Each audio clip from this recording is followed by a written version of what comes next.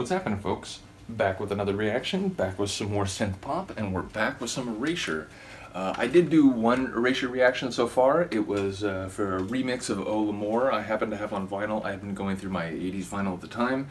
But yeah, I thought I'd come back and start going through a couple of their albums. I just had a couple of them replaced, including, first of all, Wonderland, which was their opening album, 1986. So this is post Depeche Mode Vince Clarke. This is post Yaz Vince Clarke. And it's interesting. Someone had just mentioned, and they're someone who's a fan of Vince Clarke's work. And they were saying that this album was a little weird for them. They didn't think it was, quite on the level of stuff that Vince had done before, and not on the level of the Circus and stuff that Erasure would do later.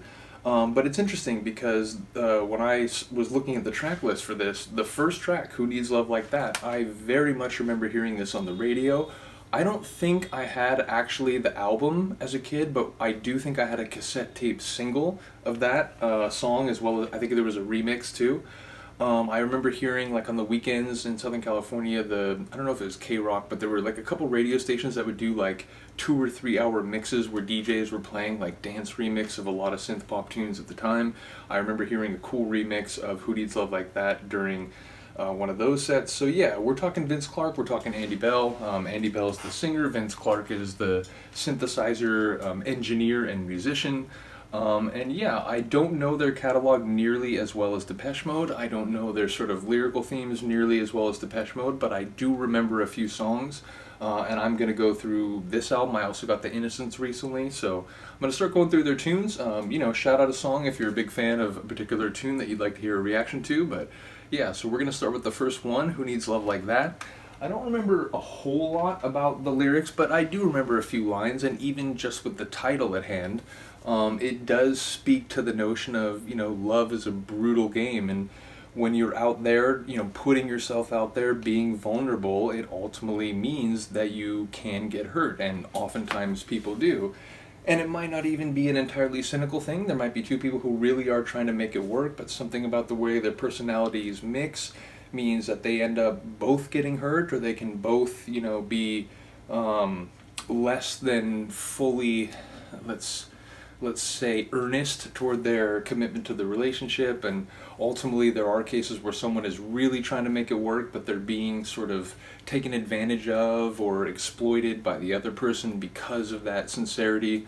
So yeah, I've had some great girlfriends, but I've also had some really sad periods post breakup, as well as a couple relationships that, like, during it I was aware that, like, this may not be the healthiest thing. Like, it's good and it's passionate and we really do care for each other, but man, like, I feel like, a jumbled, like, mess in my brain constantly, and, I'm like, I feel insecure about myself emotionally and so on. And normally in my life I don't feel like that.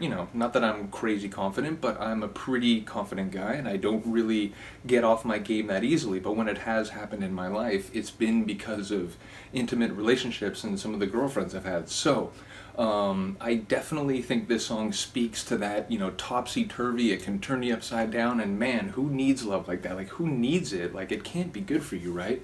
So again, there might be some lines that maybe take it in a direction that I'm not thinking about, or I'm neglecting to remember, but yeah, I do think the general gist of it is that, love is a really hard thing, and, to make it work without any flaws, or without any disruptions or pain in your life would be, an almost a miracle, because that's just not the way the world works. So here we go. This is Erasure, Who Needs Love Like That, from their debut album Wonderland, 1986.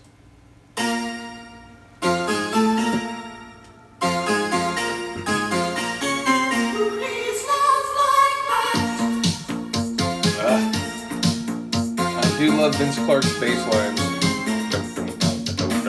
There's something going on, something not quite right. There's something stranger happening to me.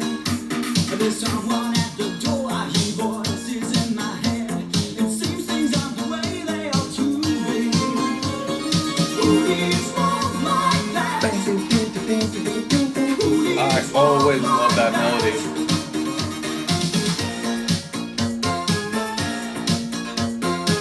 The, like, electricity of the,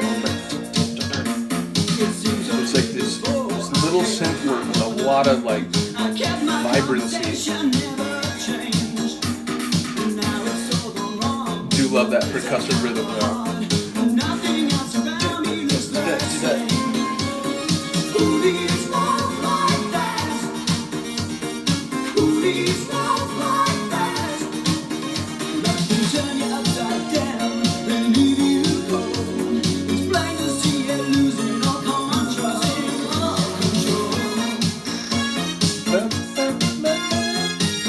And that is another good point. Like,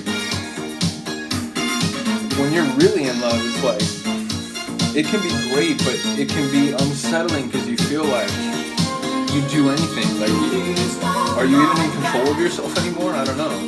Who needs love like that?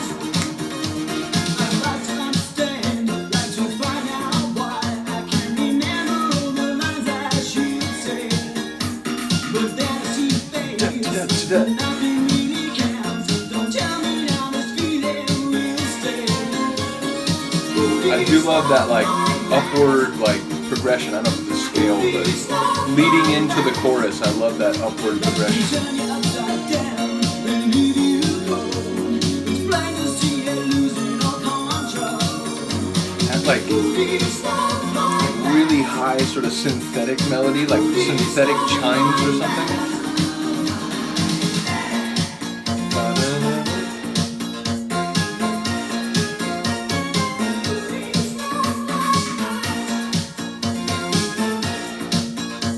I'll say this, you know, for your opening album, your opening tune, this is a hell of a start.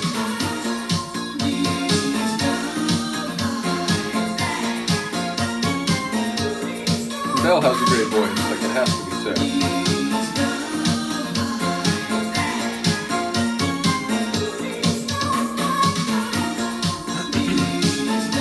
I feel the ubiquitous fade is, yeah, it's coming.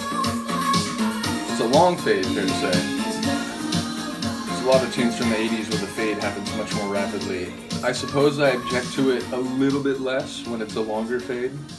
But it still feels like, you know what, so the song never ended, that they just kept playing into eternity? Like, eventually they had to have ended the song, right?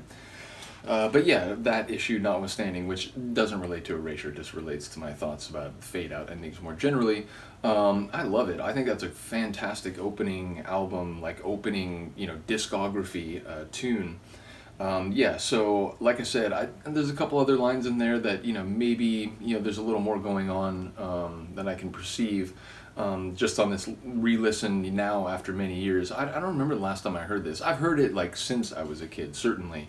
But I think it's been a few years since I listened to that, and that was even better than I remembered. Especially, I love the sort of like really kind of like slightly faster keyboard melody in the offset of the chorus, like after "Who Needs Love Like That," in the moments between the lines of the chorus. I really love that melodic part. But yeah, let me know what you think. Let me know if there's another tune on this album that you really like to hear a reaction to, or The Innocents. As I said, I just got that one too.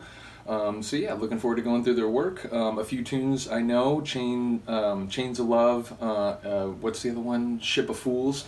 Yeah, there's a couple that I'm familiar with, but the majority of their catalog, it'll be either, you know, wow, I've never heard this, or maybe like I don't remember the name, and then it'll start. It might be like, oh, okay, I do remember this in the radio. So it's going to be more, you know, a mixed bag than Depeche Mode, where, you know, I just grew up listening to their albums like again and again and again. So many of their tunes just have become very familiar to me over the time, or over the years. So yeah, like I said, let me know if you have any requests. Other than that, have a good day, have a good night, and I will see you next time.